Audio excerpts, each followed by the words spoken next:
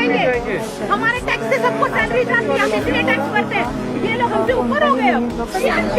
आज व्हिडिओ बनवण्याचं कारण वेगळं आहे माझं। सध्या इंटरनेटवर खूप जास्त एक व्हिडिओ व्हायरल होत आहे। मी स्टोरी सुद्धा काल लावली होती त्याची। खरंच असल्या लोकांवरती आहे ना, लाज वाटते अशा लोकांची मला। एक जेनझी सो कॉल्ड जेनझी दीदी आहे।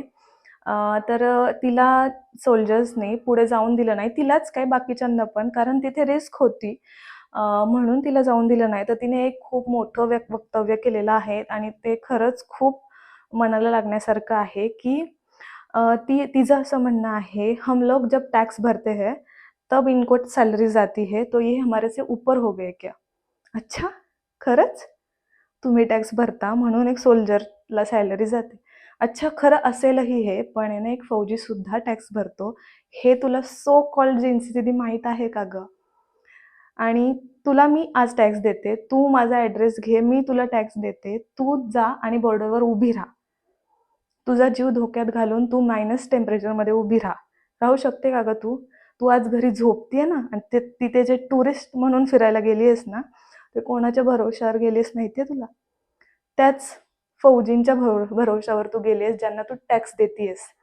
जेनझी दीदी आहे ना, आता समोर आली म्हणून, नाहीतर असे खूप जेनझी आहेत, अल्फा बीटा वगैरे वगैरे खूप सारे आहेत की त्यांना असं वाटतं की त्यांच्यामुळे फौजी ते पोचतोय।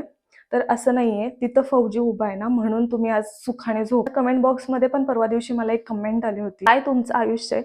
ती कमेंट इतकी खराब होती की अक्षरशः मी ती डिलीट केली, ते अकाउंटला ब्लॉक केलं। पण मी जर आता वरती ते स्क्रीनशॉट लावलं तर तोही व्हिडिओ खूप जास्त व्हायरल जाऊ शकतो, कारण एका फौजीच्या पत्नीला तू बोललाय की काय तुमचं आयुष्य, तुम्ही तुमचं आयुष्य म्हातारपणी जगाल का? 2च वाक्य मी त्यातली सांगितली आहेत, त्यातले बाकीचे खूप थर्ड क्लास होते। तर ह्या सो कॉल्ड जेनझींना किंवा अल्फा बीटा किंवा 90sचे कोणीही असतील, त्यांना मला एकच सांगायचंय, तुमच्यामुळे फौजी जगत नाही, फौजीमुळे तुम्ही जगताय, एवढं कायम लक्षात ठेवायचं।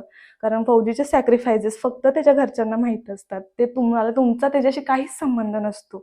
मायनसमध्ये तुम्ही नाही उभे राहू शकत, जेव्हा 8-8 दिवस, 10-10 दिवस, 15-15 दिवस एका फौजीचा फोन घरी येत नाही, तेव्हा त्यांच्या घरच्यांची, त्याच्या बायकोची अवस्था तुम्ही नाही ओळखू शकत। ते बॉर्डरवर फौजी म्हणून, शिपाई म्हणून, जवान म्हणून उभे आहेत, ते सगळी पोरं एका शेतकऱ्याची आहेत, एवढं लक्षात ठेवा। सामान्य कुटुंबातली ती मुलं आहेत, कुठल्या राजकारण्याची नाही आहेत।